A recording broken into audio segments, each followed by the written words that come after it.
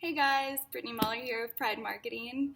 So I just want to make this really quick video of my Pubcon Vegas talk that I gave about 2 months ago. So I really hope you like it and feel free to shoot me any questions. And yeah, hope all is well. All right, so there is a link down below in the description to download the slides if you'd like. This talk really focuses on foundational data. And what I mean by foundational data is your user experience best practice married with your target market intent. I think these are two crucial elements that we don't focus on enough as marketers. And I just thought coining the term foundational data kind of did a nice job summing those two things up and focusing really on just building that foundation of your strategies. So Einstein he once said if he had an hour to save the world, he would spend 55 minutes figuring out the problem and then 5 minutes solving it. Foundational data is a lot like that. So where do you start? Number one, I'm going to go through 6 different things. Number one is, what are people asking before they need you, right?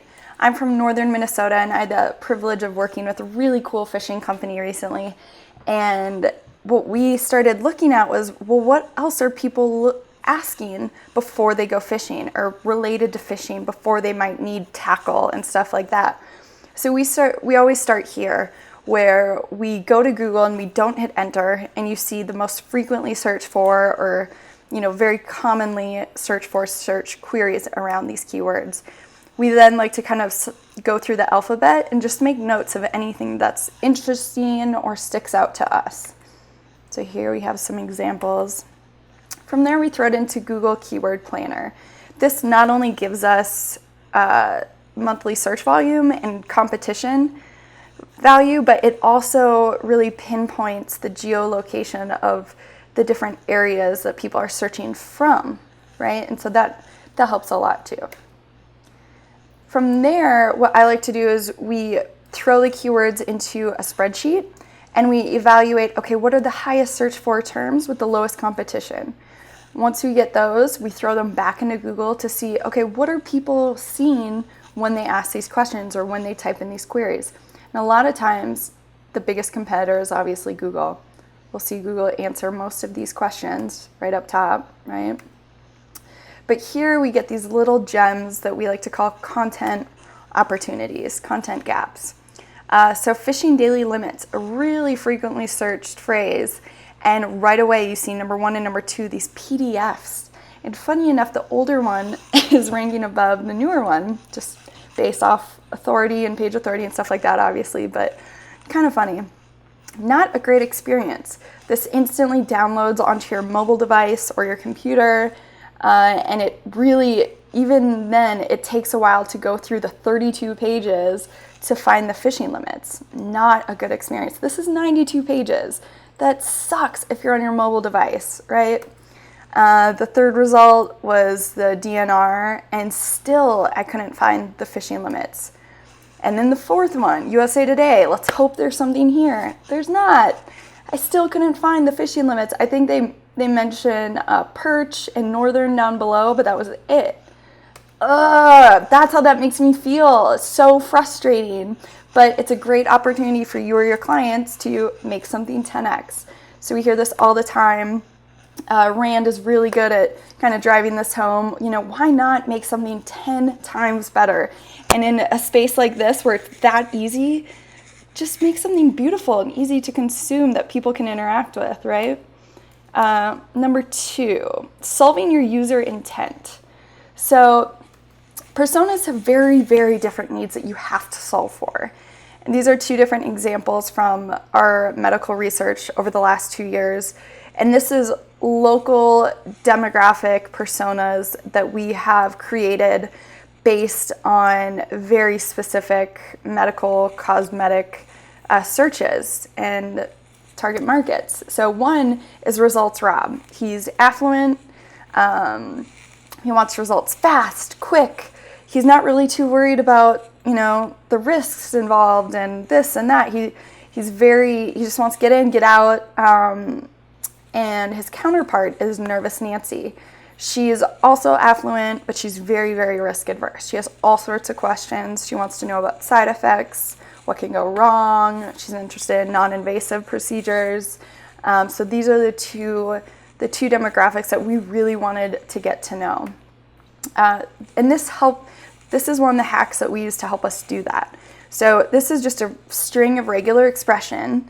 And what this does is you put it into your Google Analytics so that anytime someone asks a question into Google and they end up on your website, you get an email notification as to what that question was. Amazing. It's brilliant. And then you can figure out, okay, did we answer their question? And if they're asking that question, then someone else is likely asking something very similar. So you add these questions to your FAQ, and you can really see an increase in traffic up to 60+% over the course of 4 months. It's amazing. I highly suggest all of you do this and play with it. So you want to just go to your advanced Google segments, traffic sources, and then keyword matches regex, put it in there, and then you're going to have to schedule an email. And you'll start to get emails like this where they have the spreadsheet of the questions, and you start to get really, really crazy and interesting questions like, can you breastfeed after getting breast implants? Strange. Who knows? Was that answered? We went on to figure that out, and crazy stuff. Crazy. Really crazy. Anyways, answer people's questions fast. I can't stress this enough. Meta description fast. I dare you. This is the one area where sometimes we'll bump heads with clients, or we have in the past, because we want them to state how much medical procedures are right in the meta description. Why not? That is the second most sought after term. And if you're answering these people's questions, why would they go anywhere else? And you look more trustworthy and authentic. Why is this stuff so critical? Number 3, speed. So this was amazing to me, is when Google started giving you results before you even hit enter. That's insane. The average online attendance span, 6 seconds. 1 second delay can result in 7% reduction in click-through rates. It's crazy. And a decrease in customer satisfaction by 16%. Gosh, that's nuts. A half-second delay can result in 20% reduction in click-through rates. That was Tim Ash up at the Unbalanced conference recently. So something you can do to help this is Google Instant Pages. So this has actually been around for a little while, but it's starting to gain more momentum. And here's obviously a live example of a regular page, an instantly loading page. But you can do this, and it's actually pretty easy. So what you're doing is you're feeding the pre-resolve and the pre-fetch before your user has to click. So we all know that this is how things are rendered onto your browser, right? It goes through all of these steps, the Saga Connect, the request, and then it downloads your content. But you can speed up this process by adding little lines of code, and you have to put some other stuff in the header, but this is a great example of, pre-resolving DNS host names for links later in the page. You can also pre-fetch navigational links, or if you have a call to action, that button, I would highly, highly suggest that you pre-render, because that's what you're asking people to do. So why not make it a better experience by already loading that in the background? The 4th one that I didn't have room for on here was to pre-render images, which is also really cool. Number 4, foundational user experience. So this is kind of back to basics, but really important stuff. So we love to view images in that Z-like pattern, right? So it's always nice to think of having an element up here to bring someone's eye over, either what blank space or something down here, and then having your call to action over here. We've all seen eye tracking studies like this. This one from Kissmetrics is so great. We just, innately connect with human faces. We see this over and over and over again. But when we have the subject or the motto look at the content, you see that common F-like pattern when people are reading, when they have the eye tracking stuff on, and this is what you really want. It's okay for them to focus on the model or the subject a little bit, but you really want to push them to that call to action content. Number 5, video can't be ignored. This stuff is amazing. And it's so often forgotten that YouTube is the 2nd largest search engine. Nuts. 74% of all internet traffic in 2017 will be video. That goes up to 84% in 18. Wistia did this really great study where they broke up 250 pixel chunks in zone 1, zone 2, etc. And they looked at play rate versus where the videos were placed on the page. And you see within zone 1 or zone 2, it has a pretty high chance that it's going to get played, even zone 3. But after that, you see a really big decrease. So that's something to think about when you're putting videos on your page. Size matters as well. So they did another really great study with various widths and heights of video, and the most optimal size that they found was 540 by 400. Increased play rate by a color change, that little red play button. We're all kind of getting used to that. But if you switch that out with something that maybe matches your landing page, like the screen one, it's going to entice the user a lot more to click on it. Customizing the video thumbnail can increase play rate by 35%. That's crazy. And it doesn't have to be an actual picture from the video. If you look at Moz's Whiteboard Friday, they always have really, really great thumbnails. I love them, and I can't help it. I'll get done with one video and I'll see the enticing one over here, and you just want to click on it. It's interesting. So I highly encourage you guys to play around with that too. Number 6, let data work for you. So this is honestly my favorite part, is scraping data and scraping information to use to do whatever it is you want to accomplish. I think that so many of you have incredible ideas, incredible dreams and goals, and I don't think enough people have the tools at their fingertips to realize that you can do any of that. You wouldn't believe what you could do with scraping data online. Right? So your ideas matter, and I hope that you can use some of these tools to do that stuff with. For those of you that don't know who this is Mike King. He is amazing. I have been a really big fan of Mike's, oh my gosh, for years. Ever since he came out with that first SEO rap online, and I died laughing. He's great, but he's really, really focused on dynamic targeting. At least he was 2 years ago when he gave that talk about quantum lead at Moz, and I loved it. And it's brilliant, and I still think that that is where things are headed, a really, really, custom experience for these different users. I'm going to get a different experience when I go to a landing page than my guy friend might. So stuff like that. So this is kind of an ugly example of something that you can do. We were researching horse trailers, believe it or not, and we discovered that lots of people own horse trailers, and they don't know how much their trailer is worth, right? How are they going to sell it if they don't know what it's worth? So what we did is we created this really simple scraper, and people just put in the year, the brand, the number of horses, yada yada, and it's going to pump out the average price of that trailer. So hopefully I can team up with a developer and make this a lot prettier, but this is a code that's done to do that. So I suggest you play around with XML, HTML, XML imports. Sheets are really, really powerful if you just know how to use it a little bit. So definitely look into that. This is really fun. So this is a custom Twitter dashboard that I built to really sift out the white noise, right? We just wanted to focus on, okay, who had more than, this many followers? Who has more than this many retweets? We want to look at that. Who mentions this? I mean, you can create conditions to highlight whatever it is you really want to focus in on, which saves you time and money. This was kind of fun, kind of really nerdy. I wanted to aggregate all local concert data and ticket info for me and my friends. So this is something I built earlier this summer that just scraped local venues. This is actually LA venues, and it pulls in the event, the time that it starts, and then you can write different functions on linking to the tickets, or if it's sold out, to cross it out. And this is a lot easier than you would think, and I have some really good resources if you want to build one of these. And this is just using, what did I use? Ruby, Nokogiri, Sinatra, and then Heroku pulls this all in for you. And it is a lot easier than you think. It's a lot of trial and error, but it's really, really fun. So again, I used Ruby, Nokogiri, Sinatra, and Heroku.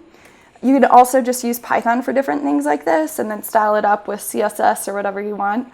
But if you don't know code, that's totally fine too.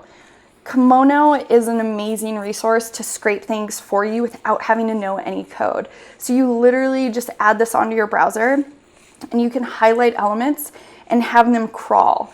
And you can even then go into your Kimono, into your Kimono project, and you can set the different pages. So if you have a bunch of pages, and let's say you want to scrape journalist emails or phone numbers or whatever it might be, you can just populate all the pages in your project and have it run through, and then you can set it to schedule. So you can set this to schedule within Sheets, and then you can even publish your Google Sheet and embed it somewhere online. I mean, there's so many things you can do with this stuff. It's amazing. So I love these guys, and I highly suggest you go check them out.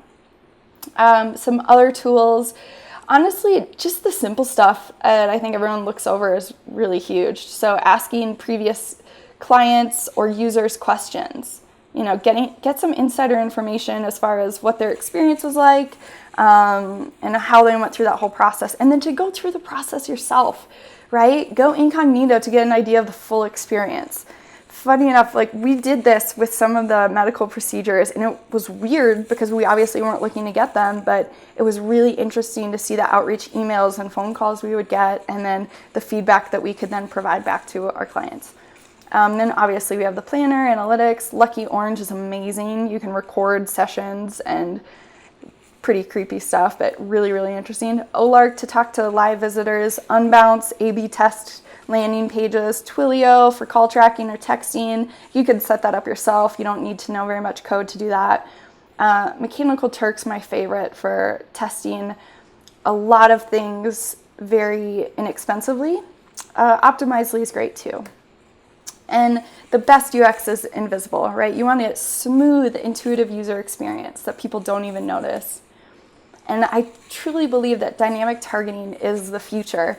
And the one thing I ended my talk on was just that, as data scientists and digital marketers, we often lose sight of the big picture. And it's very easy to get analysis paralysis with all of this data coming at us. But I encourage everyone to take a big step back and look at just the big picture.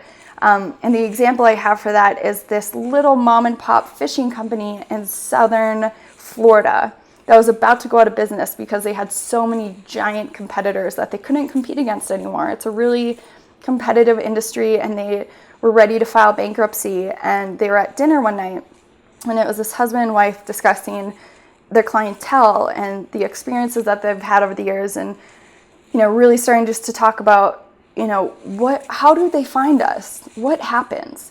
And most of their clients are from out of state, right? And what is the first thing that you do when you book an out of state vacation? Majority of us book the hotel room even before the flight. I know I do. And so they started discussing this, and they decided to reach out to contacts that they had at local hotel chains. And they created this last minute kind of last hurrah partnership to see if they couldn't get any more business back. And what they did is, with every room email confirmation, at the bottom of the email was a really beautiful fishing graphic with a really great discount for this mom and pop shop. And their sales started going through the roof. And the best part, and this makes me so happy, and it's so screwed up, but the best part is that there are these huge competitors with full SEO teams and digital marketers and all that stuff, and they have no clue how this little mom and pop shop is doing it, right? There's no traceable backlinks. There's no change in their website. There's no external content driving leads. There's nothing. And that's amazing. And I just think it's really easy to lose sight of, optimizing for something like that, or optimizing for a phone call if that, suits your business. Whatever that might be, I just really encourage everyone to simply take a look at the bigger picture, because there's a lot more opportunities than we really, can see off the bat. So thank you so much for listening and for checking this out. Yeah, you guys rock. So let me know if you have any questions, and hopefully I'll get to see you guys soon. Thanks so much.